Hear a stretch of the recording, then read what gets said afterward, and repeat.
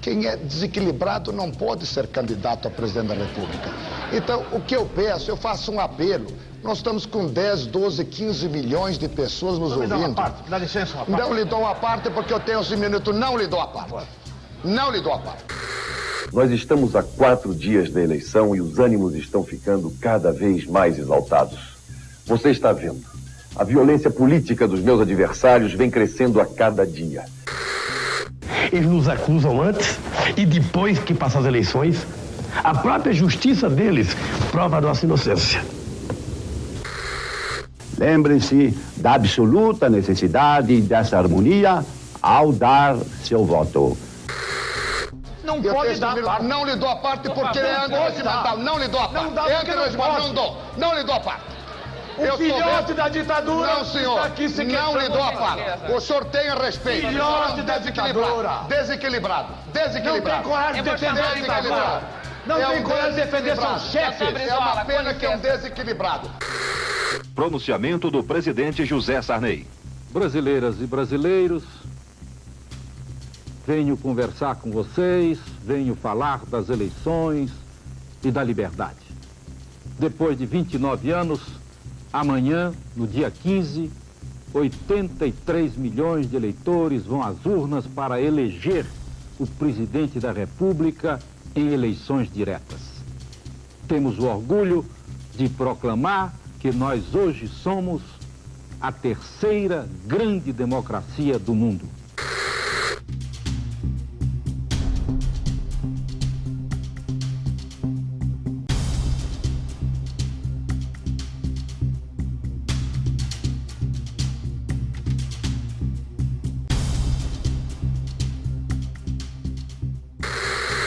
A gente vinha de um processo muito desgastante, de um governo absolutamente desgastante, que foi o governo Sarney, de um processo muito dinâmico, enriquecedor, que foi a votação e a elaboração da nova Constituição. O traço mais essencial, no meu entender, é que a eleição de 1989 representa, até certo ponto, uma celebração de uma vitória do movimento pelas diretas já. Ela foi uma eleição romântica,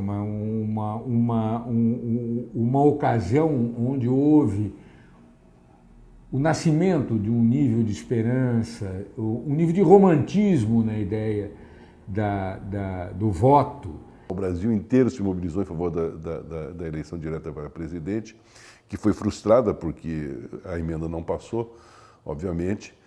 Aquilo caminhava para desembocar numa eleição que realmente seria a celebração da volta da democracia. Primeiro programa de televisão, depois de tantos anos, a propaganda oficial, foi muito violento também, muito. A linguagem era uma linguagem desabrida, o Sarney era chamado de ladrão assim, com uma facilidade imensa por todos os candidatos. O senhor nunca teve uma atitude de coragem.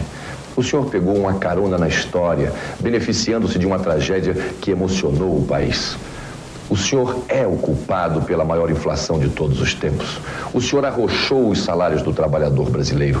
O senhor contrariou a vontade de todos e insistiu em ficar mais um ano na presidência. Vamos gritar bem claro o nosso não a esta coisa antiga e perversa, que chega atrasada e tenta no Brasil desrespeitar os opositores. Eu não quero me referir aos continuadores de tudo isto, a esses candidatos que nós chamamos filhotes da ditadura, que vocês todos sabem quem são. Era um processo novo para todo mundo, para nós jornalistas que cobríamos a primeira eleição presidencial desde 1961. Era um processo novo para os candidatos que concorriam a um cargo eletivo daquele tamanho, o maior cargo eletivo da República, e todos testavam as fórmulas que poderiam ser verificadas adiante se tinham ou não êxito. Então, era um processo de aprendizado. Um candidato falava mal do outro. Então, foi realmente uma campanha muito violenta, muito radicalizada. E não copia, como o senhor também jogou. E o senhor também disse. Não seja covarde, nunca joga fui direto. covarde, o senhor me respeita. Não se respeita. O senhor me respeita. Respeita tá o bom? senhor. O senhor não fale aqui, o senhor está enganado. Tá, o senhor me trata com sério. O senhor O que é o senhor está que devia pensando aqui dentro? respeitar. O senhor está acostumado a ficar gritando com qualquer um. O senhor está muito enganado comigo. Tá bom? O senhor está muito enganado comigo. Não venha com indireta aqui. Olha aqui, rapaz. Havia uma ansiedade muito grande por participar, por votar, né? A campanha das diretas já foi um exemplo disso. Multidões foram para a rua a favor da eleição direta, um movimento suprapartidário. Nos palanques tinham todos os candidatos. O que explica, na época, esse número de candidaturas que ninguém conhecia realmente a tendência do eleitorado. Ninguém tinha a dimensão da própria força. Todos estavam querendo buscar um lugar ao sol, não só para suas candidaturas, mas para suas ideias políticas. No meu caso, por exemplo, havia necessidade de colocar a questão ambiental. O Partido Verde não tinha a mínima chance de vencer uma candidatura daquele tipo. Existem outras maneiras da juventude brasileira servir ao país. Proposta do Partido Verde: fim do serviço militar obrigatório. Ameaçado de morte, ameaçado e vilipendiado pelos inimigos da pátria. Caçaram a minha palavra no rádio por 6 dias. Caçaram por 2 dias a minha palavra na televisão. Daqui exatamente a 13 segundos vai começar o espetáculo. É um filme bolorento da política tradicional brasileira. Propostas belíssimas, nenhuma será cumprida. Aliás, sempre foi assim. O meu nome é Enéas. Fecharei por 6 meses todos os bancos privados desse país. O maior câncer. Enquanto os pequenos empresários estão à beira da falência e brasileiros passam fome, os banqueiros enriquecem com a inflação. Aureliano Chaves era um candidato teoricamente forte, era ex-governador mineiro, ex-vice-presidente da República. O Mário Covas, pelo PSDB, era um grande político. Cabe a você agora compreender isso e dar a sua resposta. Como Ulisses Guimarães, que foi o senhor diretas, foi o tripresidente Ulisses Guimarães. No momento ele presidia o Brasil, presidia o Congresso, presidia a Constituinte e também o PMDB, o então MDB. Ele era um homem, um vulto da história nacional. Ele chegou em 5º ou 6º lugar na eleição presidencial. Os candidatos vão criando as suas identidades, né? O Collor era o novo, o Collor era o esportista, o Collor era um país que não existia, quer dizer, a modernidade. O Collor era o tipo atlético, o tipo que trazia ao país uma ideia de mundo novo e tal. Tudo muito embaladinho, com uma perfeição gráfica irretocável. E o romântico Lula, aí o Lula lá, que era o operário, é o que veio de baixo, é o que o romântico, a palavra está certa. Ele trazia a ideia do povo, daquele povo sofrido, que ele representava a redenção e etc. Ao dia em que vocês terão a oportunidade de determinar que tipo de Brasil que vocês desejam. Se vocês querem um Brasil com analfabeto ou um Brasil sem analfabeto. Se vocês querem um Brasil com fome ou um Brasil sem fome. Se vocês querem um Brasil de concentração de riqueza ou um Brasil de distribuição de riqueza. O que a gente quer é paz. É oportunidade de trabalho. É tranquilidade para sairmos desta crise brutal em que estamos metidos por culpa desse tipo de políticos e desses governos incompetentes. Vamos em frente, minha gente.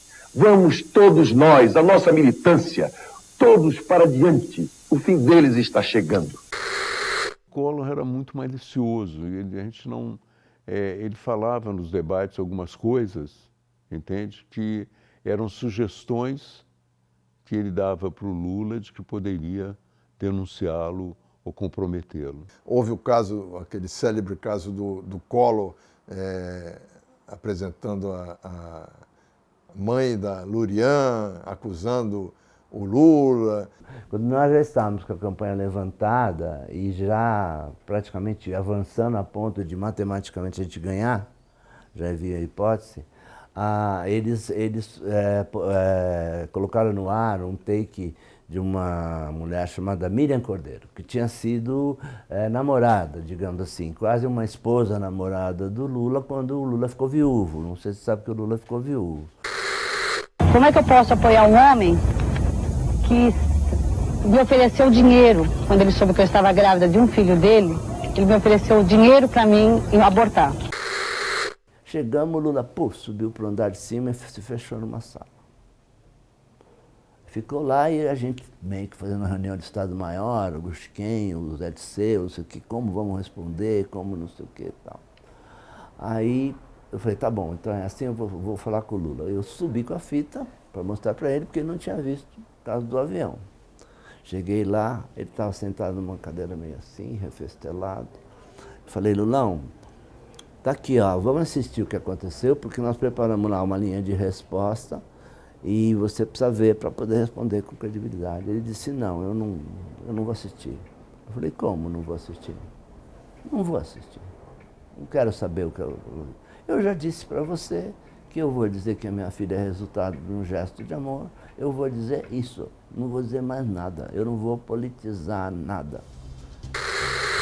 Eu quero dizer profundamente que vejo com tristeza uma mãe cair na degradação pessoal, moral e ética de não ter nenhum respeito pela filha. Que não tivesse respeito pelo Lula, tudo bem, mas que tivesse respeito pela cabeça de uma menina que tem apenas 15 anos de idade. O fato é que a gente não aprendeu. Naquela eleição a gente viu inúmeras baixarias que a gente voltou a se deparar com elas agora no último pleito. A gente viu depois daquela eleição o presidente ser afastado por corrupção. Apesar de ter havido o impeachment do Collor, a democracia estava muito forte naquele momento e as disputas tinham disputas, havia disputas ideológicas, com programas.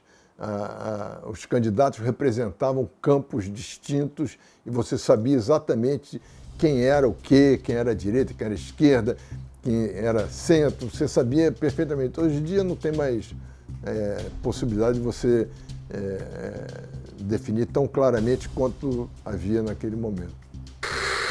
Minha gente, no meu povo, nos pés descalços, nos descamisados, naqueles por quem fui eleito e para quem estarei governando até o último dia do meu mandato.